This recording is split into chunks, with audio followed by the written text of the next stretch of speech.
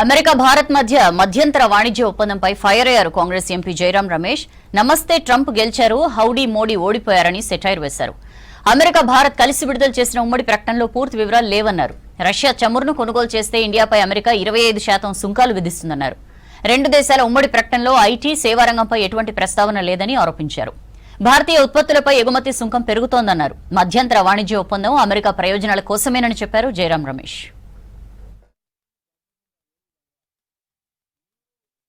देखिए, प्रधानमंत्री जो कुछ कहें, असली बात यह है, हकीकत यह है कि दोस्त दोस्त न रहा।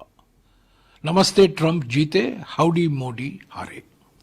जो संयुक्त वक्तव्य आया है कल रात को और आज सुबह भारतीय समय के अनुसार, इसमें ज्यादा विस्तृत डिटेल्स नहीं दिए गए हैं, पर जो कुछ जानकारी दी गई है उससे स्पष्ट हो जाता है।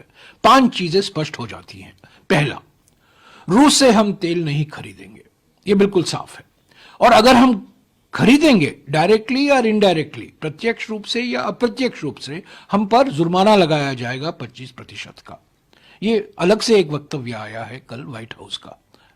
दूसरा, हमने हमारे हम जो आयात करते हैं, कृषि उत्पादन जो आयात करते हैं, उस पर जो हम कर लगाते हैं, जो ड्यूटी लगाते हैं, वो हम घटाएंगे या हटाएंगे अमेरिका से आयात के लिए।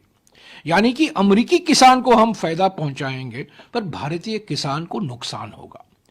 कौन कौन से चीज आएंगे, कौन कौन से उत्पादन आएंगे, इसका कोई विस्तृत जानकारी नहीं दी गई है, पर यह कहा गया है, साफ कहा गया, पहला बिंदु कहा गया है कि ड्यूटी हटाएंगे या घटाएंगे। इसका माने क्या है कि अमेरिकी किसान को फायदा पहुंचाएंगे और भारतीय किसान को हम नजरअंदाज करेंगे, उनको चोट पहुंचाएंगे।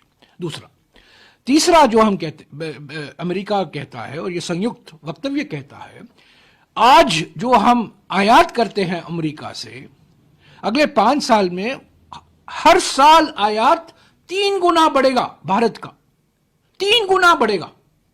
तो हम खरीदेंगे अमेरिका से, यानी कि जो आज व्यापार अधिशेष है वो व्यापार घाटे में बदल जाएगा।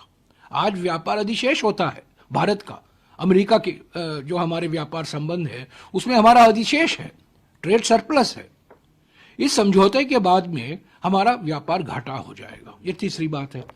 चौथी बात, आईटी और सर्विस इंडस्ट्री के बारे में बिल्कुल चुप है। उस पर कई सवाल किए गए हैं, उस पर कई वक्तव्य आ रहे हैं सेनेटर से, सरकार की ओर से, H1B को लेकर, जो ऑफशोरिंग होता है उस पर कोई बात नहीं की गई।